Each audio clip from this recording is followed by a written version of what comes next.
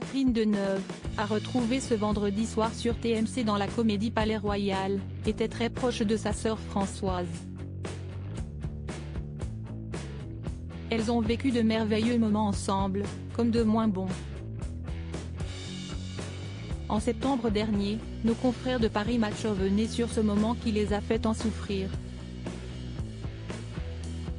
Difficile de ne pas se souvenir de l'incroyable duo formé par Catherine Deneuve, à l'affiche de la comédie Palais Royal diffusée ce vendredi soir sur TMC, et sa grande sœur Françoise d'Orléac dans Les Demoiselles de Rochefort, film culte de Jacques Demy sorti en 1967.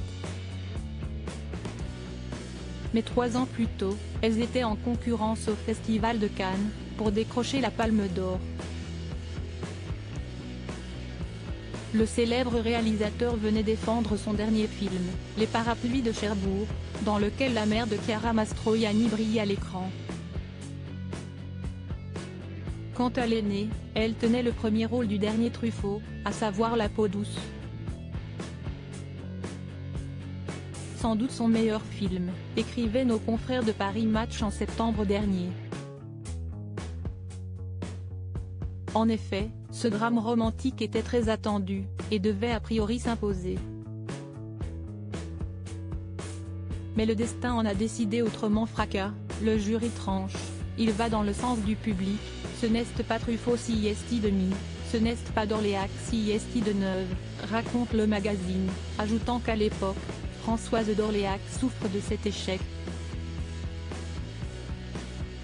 Mais elle est soutenue par Catherine Deneuve, qui doit forcément souffrir en retour de la douleur de sa sœur, jusqu'ici la personnalité écorchée, vive, d'une nervosité soulignée par tous dominait en apparence sa cadette de 18 mois. Il ne s'agit pas d'une trahison, car le lien entre les deux femmes est puissant à l'époque, mais pire, d'une tragédie.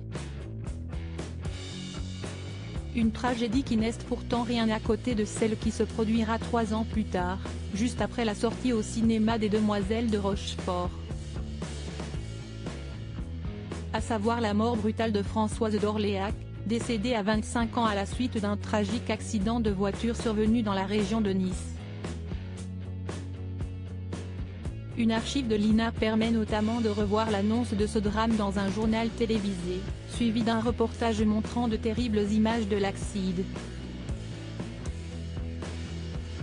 On aperçoit alors la carcasse de la voiture, qui s'est écrasée contre un pylône de signalisation de l'autoroute et a pris feu immédiatement, explique la voix off, ajoutant que l'actrice devait rejoindre l'aéroport de Nice pour prendre un avion direction Paris.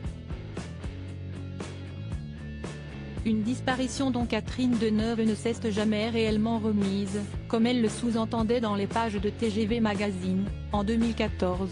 J'ai été touchée par la mort très jeune, cela m'a semblé encore plus injuste.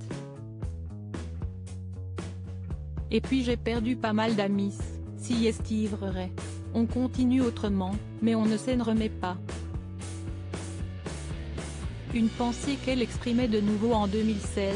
Cette fois-ci pour Madame Figaro, quand on a vécu, jeune, un deuil aussi profond, il ne vous quitte jamais. Jamais. Et il se trouve qu'un plus d'être sœurs, nous étions dans le même métier, très complices. Point, on vit avec ces morts. Pas autant qu'avec les vivants, heureusement, mais tout de même ils sont là.